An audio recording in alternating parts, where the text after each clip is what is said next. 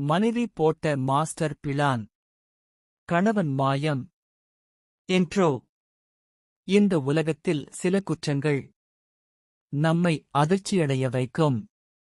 ஆனால் சில குற்றங்கள் அதை செய்த மனிதரை பார்த்தால் கூட நம்ப முடியாது. இது அப்படிப்பட்ட ஒரு சம்பவம். ஒரு சாதாரண குடும்பம். ஒரு சாதாரண தம்பதி. ஆனால் ஒரு நாள் கணவன் திடீரென மாயமானார். போலீசார் தேடினர். உறவினர்கள் தேடினர். ஆனால் அந்த மாயம் ஒரு சாதாரண மாயம் இல்லை. அதற்கு பின்னால் இருந்தது ஒரு மனைவி போட்ட மாஸ்டர் பிளான். இது ஒரு உண்மை சம்பவத்தை அடிப்படையாக கொண்ட பயங்கரமான கிரைம் கதை. சாப்டர் 1. மகிழ்ச்சியான வாழ்க்கை.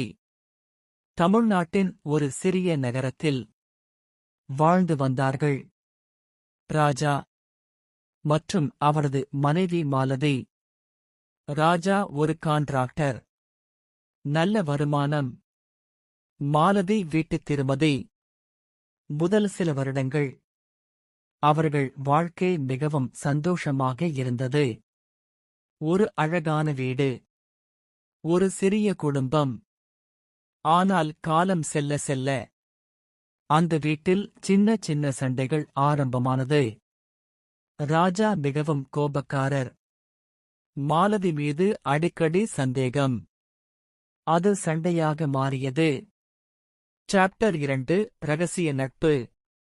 அந்த நேரத்தில் மாலதியின் வாழ்க்கையில் வந்தார் அருண். அவர் அருகில் இருந்த மெக்கானிக். முதலில் சாதாரண நட்பு. பிறகு அது மெதுவாக கள்ளக்காதலாக மாறியது. ராஜா வேலைக்குச் சென்ற நேரங்களில் அருண் வீட்டுக்கு வந்தார். அவர்களது இரகசிய உறவு பல மாதங்கள் யாருக்கும் தெரியாமல் நடந்தது. ஆனால் ஒரு நாள் ராஜாவுக்கு சந்தேகம் வந்தது. சாப்டர் 3. சந்தேகத்தின் தொடக்கம். ஒரு நாள் ராஜா திடீரென வீட்டிற்கு வந்தார். அப்போது மாலதி பயந்து போனார். அருண் பின்னால் உள்ள கதவால் தப்பினார்.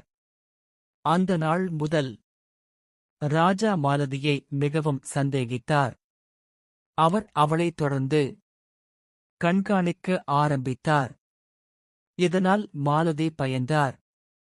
ஒரு நாள் அவர் அருணிடம் சொன்னார், இப்படி இருந்தால் நம்ம ரகசியம் ஒரு நாள் வெளியில் வரும். அருண் அமைதியாக சொன்னார், அப்படின்னா ஒரு வழிதான் இருக்கு. சாப்டர் 4. Master plan. அந்த நாள் இரவு அவர்கள் ஒரு முடிவு எடுத்தார்கள். ராஜாவை வாழ்க்கையிலிருந்து அகற்ற வேண்டும். அது ஒரு கோபத்தில் எடுத்த முடிவு இல்லை. மிகவும் திட்டமிட்டு. ஒரு மாஸ்டர் பிளான். ஒரு நாள் இரவு மாலதி ராஜாவிடம் சொன்னார், நாளைக்கு நம்ம ஊருக்கு வெளியே போகலாம். ராஜா ஒப்புக்கொண்டார். அடுத்த நாள் அவர்கள் இருவரும் காரில் சென்றார்கள். ஆனால் அந்த பயணம் ராஜாவுக்கு கடைசி பயணம். சாப்டர் 5. மர்மமான இரவு. அவர்கள் ஒரு காட்டுப்பாதையில் சென்றார்கள். அங்கு அருண் முன்பே காத்திருந்தார். ராஜா காரிலிருந்து இறங்கியதும் அருண் பின்னால் இருந்து தாக்கினார். சில நிமிடங்களில் அது ஒரு கொடூர சம்பவமாக மாறியது. அந்த இரவு ராஜா உயிரிழந்தார். அவர்கள் உடலை அருகில் உள்ள ஒரு பள்ளத்தில் புதைத்தனர். அதற்குப் பிறகு மாலதி வீட்டிற்கு திரும்பினார். அடுத்த நாள் அவர் போலீசில் புகார் அளித்தார். என் கணவன் காணவில்லை. சாப்டர் 6. போலீஸ் விசாரணை. முதல் சில நாட்கள் போலீசாருக்கு எந்த தகவலும் கிடைக்கவில்லை. ஆனால் ஒரு விஷயம் போலீசாருக்கு சந்தேகம் ஏற்படுத்தியது. மாலதி மிகவும் அமைதியாக இருந்தார். ஒரு கணவன் மாயமானால் ஒரு மனைவி இவ்வளவு அமைதியாக இருப்பாரா? அவர்கள் மாலதியின் போன் ரெக்கார்ட்ஸ் பார்த்தார்கள். அதில் அடிக்கடி வந்த ஒரு நம்பர். அது அருணின் நம்பர். போலீசார் அருணை விசாரித்தார்கள். முதல் அவர் மறுத்தார்.